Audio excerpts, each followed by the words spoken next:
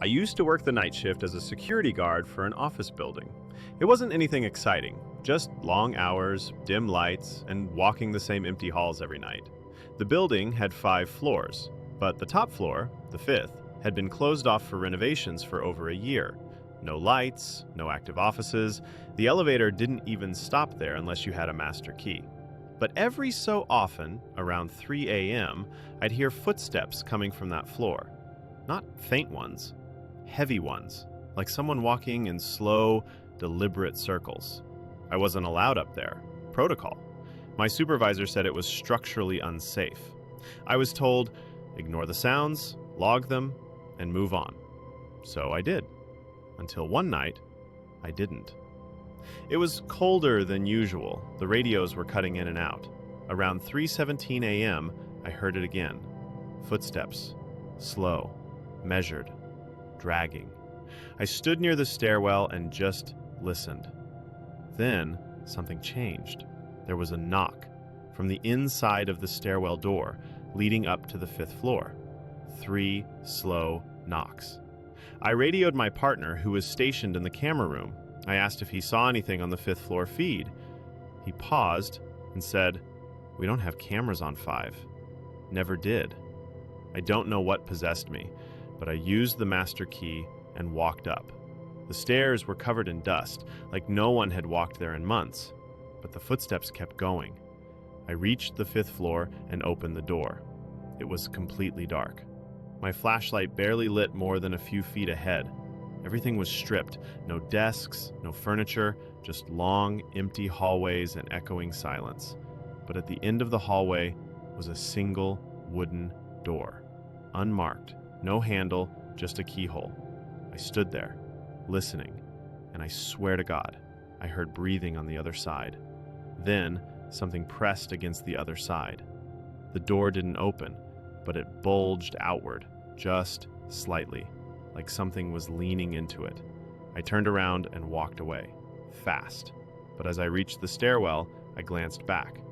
And the door? It was open. Just a crack, enough for me to see. An eye. It blinked. I ran, down all 5 flights. Didn't stop until I was outside in the cold. I tried to report it. My supervisor told me, "You've been working too many nights. Take a few days off." They fired me 2 weeks later. That door? I checked the building records. It was never built.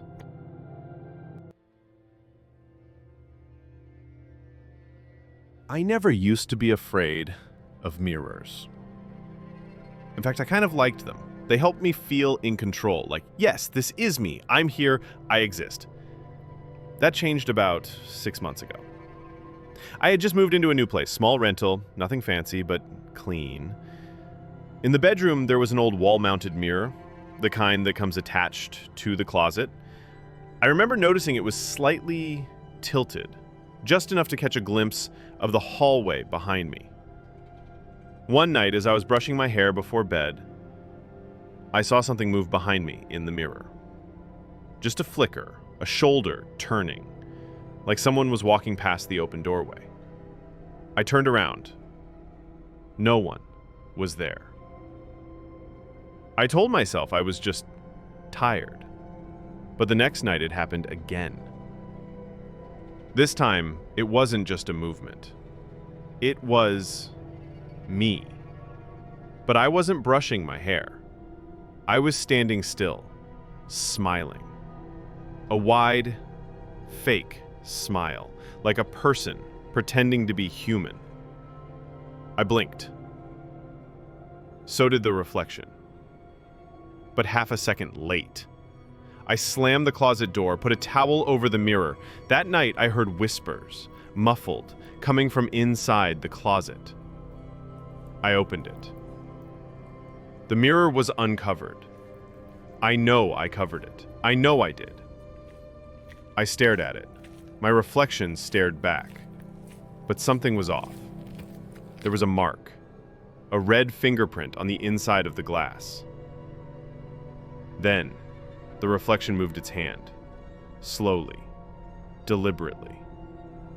It raised its hand to the glass. And it wasn't copying me. It was doing something on its own. It traced something on the mirror with its finger. Backward letters.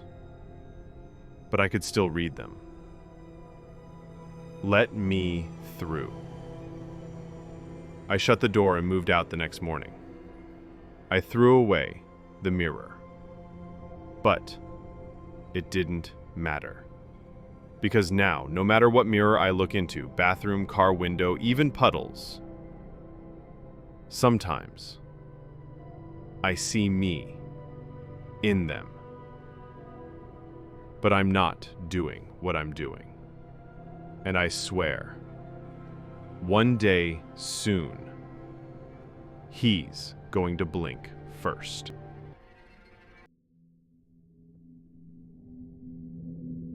A couple years ago, I was going through a rough patch.